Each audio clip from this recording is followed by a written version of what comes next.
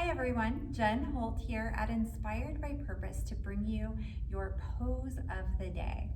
So for today, we'll work on a yen pose, and it's called cat pulling its tail pose. I know it's a funny name.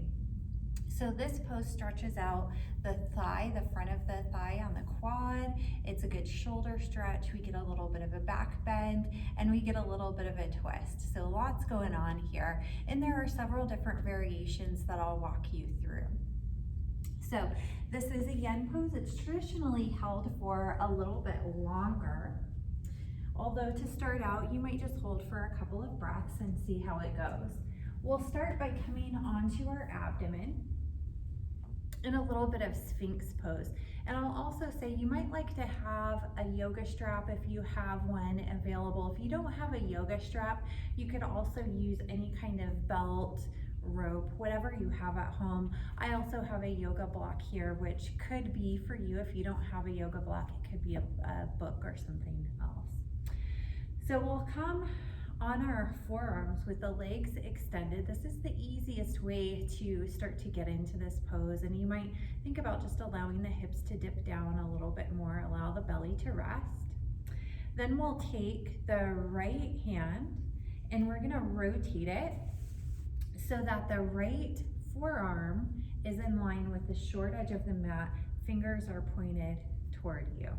Now I'm going to use my left hand to roll up over onto my right hip. So I'm just lying on my side, want to keep that space between the shoulders and the ears.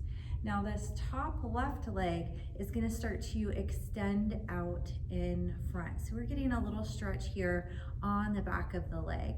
You might like to hold here. This may be your pose today, and this is a great place to be. You can just work on allowing that left shoulder to roll back and down, and the left hand could rest on the hip. So that's giving you a little bit of a twist here.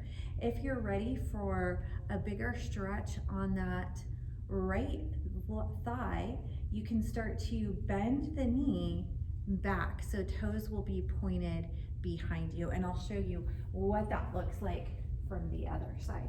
So my knee is pointed back, fingertips are pointed toward me. If I wanted to try to go for a bind, I could see if I can find my foot, and this is where you could use a strap around the foot if you can't quite reach, and then you get this nice stretch through the shoulder and through the top of the thigh. Other variations, if it's available to you, you can come all the way down onto the mat, and that's going to give you a bigger twist. It also allows this arm and shoulder to rest a little bit more. So you'll bring the right shoulder down to the mat, and you'll open up so the back comes all the way onto the mat and the left arm extends out.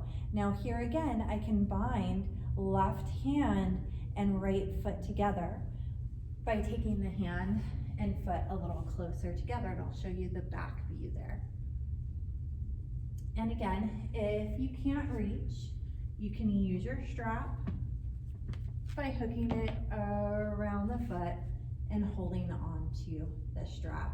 Work on resting that shoulder down, and that's going to give you a bigger stretch through the shoulder and a bigger twist. If you really wanted to, you could also do a double binding hand and foot together. And I'll show you what that looks like. So you could take the foot that's extending out on top and take the right hand and right foot together, and then the left hand and left foot come together on the back behind you. Showing you the other side. Here. Now we don't want to force it, so if that's too deep for you today, just do what you can. Another way that you can modify this a little bit is by using a little bit of support with either a yoga block or it could be a book.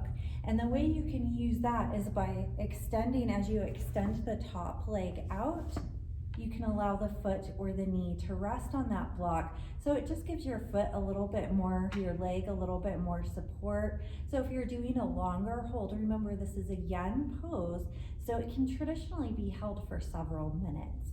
So if you're holding for a longer time, having a little bit of support there can be useful. You could also keep that top leg bent as well, which will give you a little bit less of a stretch on the hamstring here on the back of the leg. So if hamstrings are tight, it's okay to bend that knee and really just focus on the twist. So that was our pose of the day, cat pulling its tail pose. Take a few breaths in each side. It's safe to hold for several minutes if you're happy there. If you have any questions or comments, please leave them for us. We're happy to look at those and answer any questions. And we hope to see you here in center or online very soon. Thanks so much for joining today.